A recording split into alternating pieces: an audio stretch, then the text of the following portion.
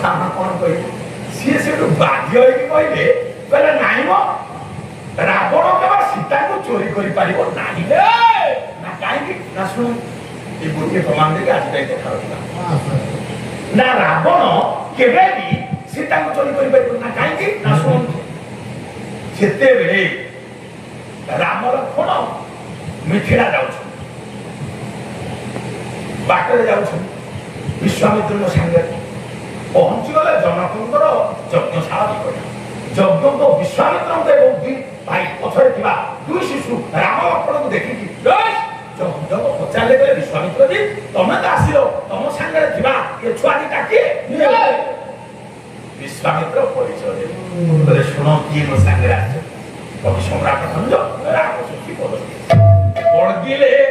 ମୁନି ତୁରିତ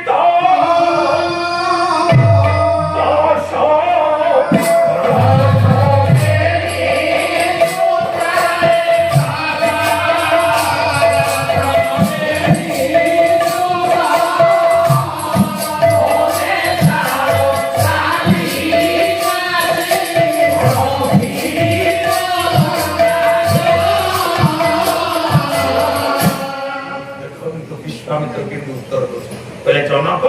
ମତେ ପଚାରୁଛନ୍ତି ଏ ଦି ଜଣ କିଏ ଶୁଣ ଗୁରୁ ଛାତ୍ରଙ୍କର ଗରିମାଙ୍କୁ କେମିତି ଉପସ୍ଥାପିତ କରୁଛନ୍ତି ବଳଗିଲେ ମୁନି ତୁରିତ ଦଶରଥ ବେନି ଏଇ ଯୋଉ ଦି ଜଣ ଦଶରଥଙ୍କ ଦିଟା ପୁଅ ଖାଲି ସେତିକି ନୁହଁ ବିନ୍ୟସ୍ତ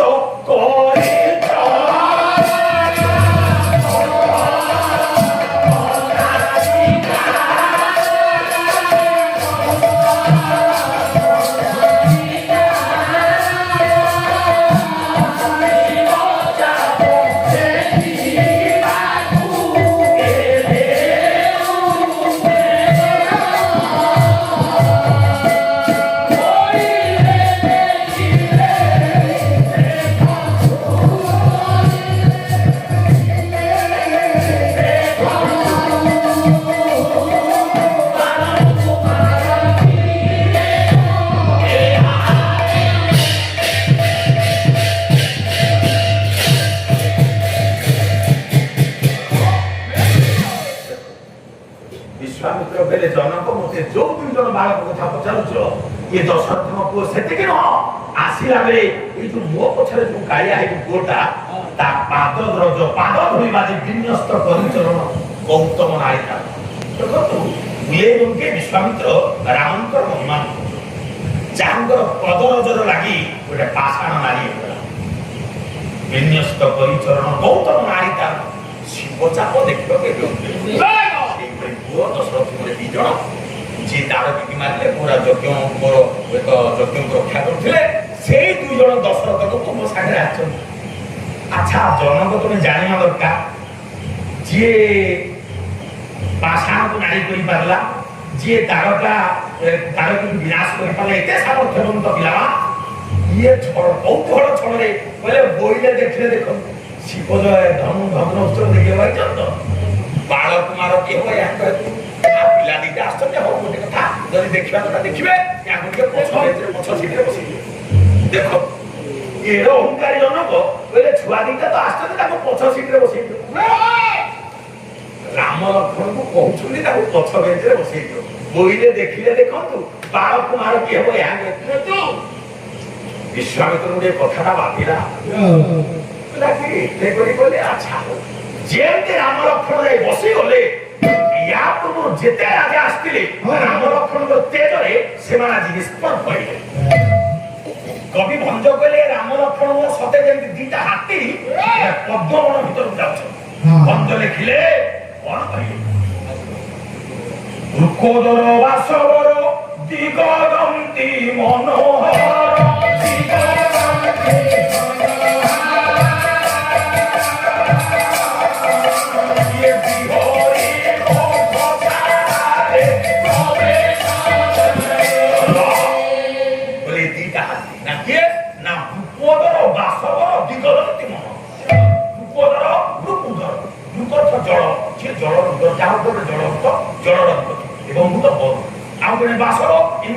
इंद्र गोटे गोटे हाथी से ऐरावत से धड़ा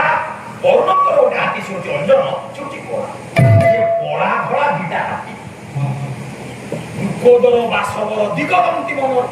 ହାତୀ ଯେତେବେଳେ ପଦ୍ମ ମନରେ ବସେ ପଦ୍ମବଳକୁ ବିନାଶ କରେ। ଯେତେ ରାଜା ଥିଲେ କବି କହିଲେ ସମସ୍ତଙ୍କର ଧୈର୍ଯ୍ୟର ମତ ପଦ୍ମ ସତେ ଯେମିତି ଉତ୍ପାଦନ କରିବେ। ବଂଶୀ କରାଜ ମାନସ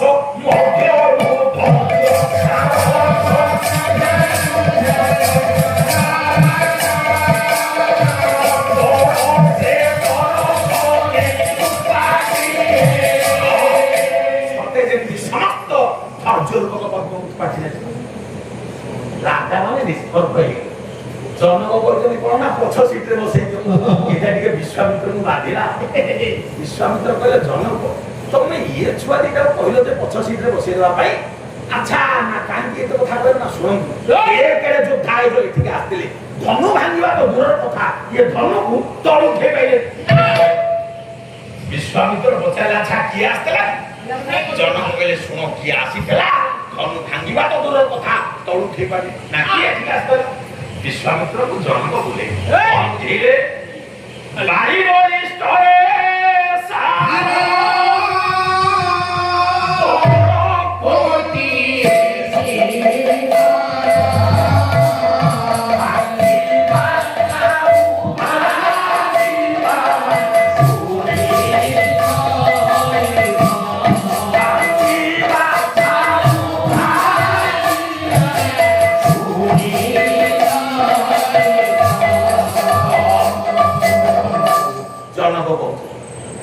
ବଳିଷ୍ଠରେ ସାର ବଳ ଗୋଟିଏ ସିଂହର ସାମର୍ଥ୍ୟ ଯୁକ୍ତ ଯୋଉ ବାଡ଼ି ଭାଙ୍ଗିବା ତ ଦୂରର କଥା ସେ ତଳୁ ଉଠିବେ। ଶୁଣି ଦେଇକି ଜନକ କଥାକୁ ବିଶ୍ୱାମିତ୍ର ଅଛି କହିଲେ ବିସ୍କିରେ ଗଣ୍ଡ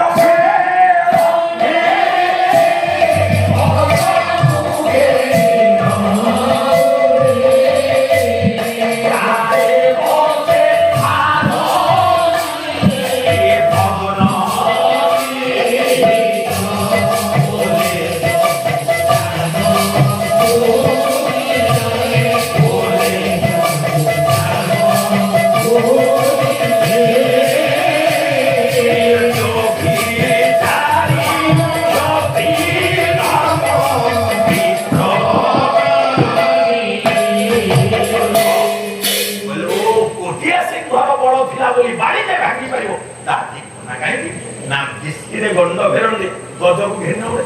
ଗଣ୍ଡ ଘେରଣ ପକ୍ଷୀ ଗୋଟେ ସେମିତି ଗୋଟେ ପକ୍ଷୀ ତାର ଖାଦ୍ୟ ହଉଛି ହାତୀ। ସେ ହାତୀକୁ ଧରିବ ତା ପଞ୍ଝାରେ ଉଡି ଉଡି ଯିବ ଗଛ ଡାଳରେ ବସି ସେ ହାତୀର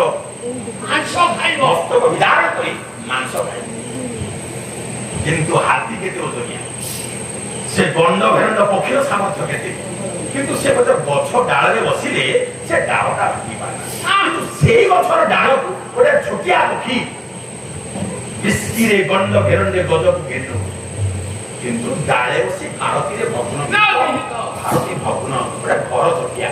ଘର ପକ୍ଷୀ ଏମିତି ଗାଇଲା ଜାଣିଛି ସେ ଡାଳର କୋଉଠି ବସିଲେ ଡାଳ ଭାଙ୍ଗିଯିବ ତାକୁ ଜମା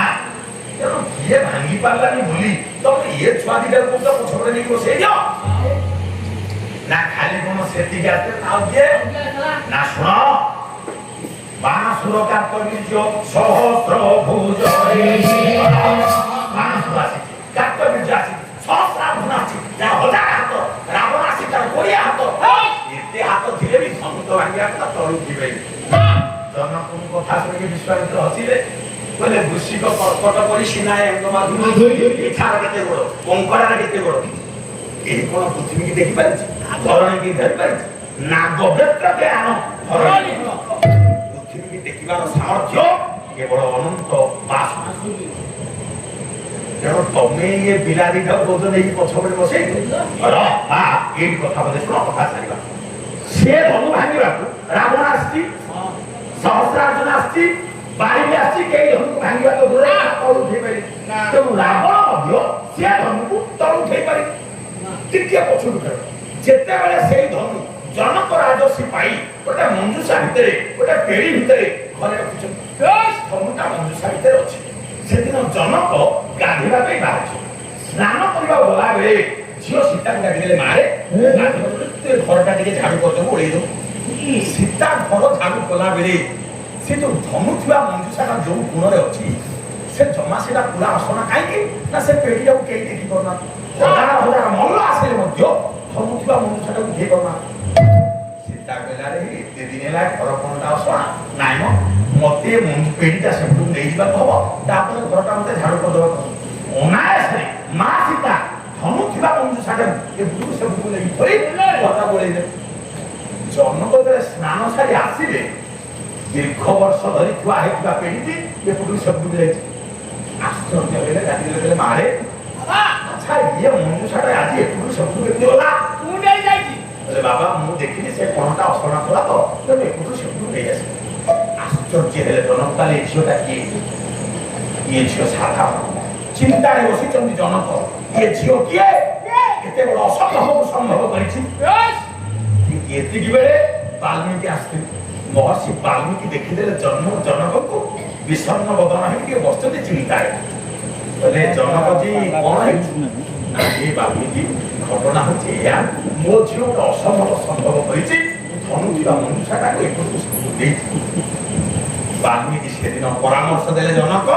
ଏ ଝିଅ ସାଧାରଣ ନୁହଁ ଏ ସ୍ୱୟଂ ଲକ୍ଷ୍ମୀ ତମ ଘରେ ଅବତୀର୍ଣ୍ଣ ହେଇଛି ଏ ଝିଅକୁ ଯେତେବେଳେ ବିବାହ ଦବ ତମେ ଏଇ ପଣ ରଖିବ ବାଲ୍ମୀକି ସେଦିନ ଜନକକୁ କହିଲେ ଭଞ୍ଜ ବାଞ୍ଚିଲେ ବାଲ୍ମୀକି ଭାଙ୍ଗିବ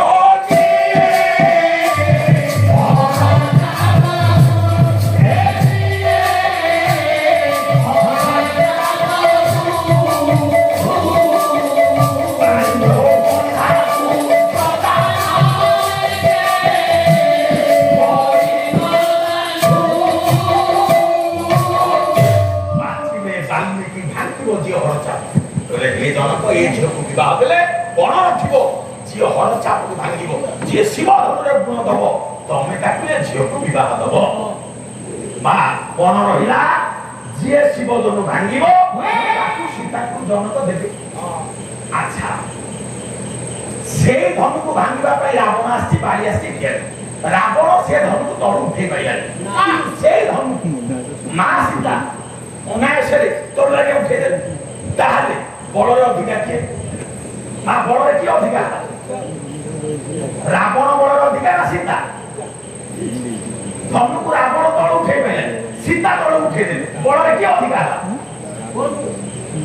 ସୀତା ଅଧିକା ଯଦି ବଳରେ ରାବଣ ଠାରୁ ସୀତା ଅଧିକା ରାବଣ ସୀତାକୁ ବଳ ପୂର୍ବକ ଦେଖିକି ରଥକୁ ନେଇପାରିବେ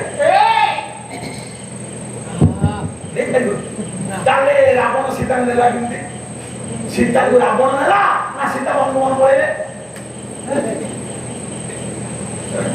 ଆଜ୍ଞା ମା ତାହେଲେ କୋଉଟା ଠିକ ହବ ବିଚାର କରନ୍ତୁ ଆଚ୍ଛା ତାହେଲେ ଇଏ ସୀତା କିଏ ଆପଣଙ୍କ ସନ୍ଦେହ ଦୂର କରିବେ ଯୋଉ ସୀତା ସେତେବେଳେ ଧନୁକୁ ଉଠେଇଥିଲେ ବା ଧନୁ ଥିବା ମଞ୍ଜୁଷାଟାକୁ ନେଇଥିଲେ ସେଇ ସୀତା କଣ ରାବଣ ନେଇଛି সেই সীতা রাবণ নেই সে সীতা কোথায় রহিগলে না সে সীতা রহিগলে মা অত্রিয়া অনুষ্যাঙ্গ ঘাটরে অত্রি অনুষ্যাঙ্গ আশ্রমরে রাবণ তো সীতা নেইছি সে বাস্তব সীতা যদি বাস্তব সীতা হইতান্তে রাবণ নেই পারিব তাহলে সেদিন বিচার করেছি রাবণ ও লঙ্কা করে দ্বিতীয় বৈকুণ্ঠ করিবি যাহলে তো সীতাঙ্গ স্বরূপ যদি সে চাইবে কেবে বি নেই পারিবি জগত জানিবাকু ये तो सीताଙ୍କୁ ରାବଣ ନେଇଛି କିନ୍ତୁ ରାବଣ ଚିନ୍ତା କଲା ଯଦି ମାଙ୍କୁ ନେଇଯିବି ପ୍ରଭୁ ନିଶ୍ଚିତ ପଛରେ ଯିବି ପଛରେ ପ୍ରଭୁ ଗଲେ ମା ପରେ ପରେ ପ୍ରଭୁ ଗଲେ ମୋ ଲଙ୍କାର ଯୋଉ ବହୁ ଦିନର ଅଭିଶା ଦ୍ୱିତୀୟ ବୈକୁଣ୍ଠ କିଛି ଦିନ ପାଇଁ କରିବି ମୋ ପୁରଟା ସେଦିନ ବୈକୁଣ୍ଠ ହେଇଯିବ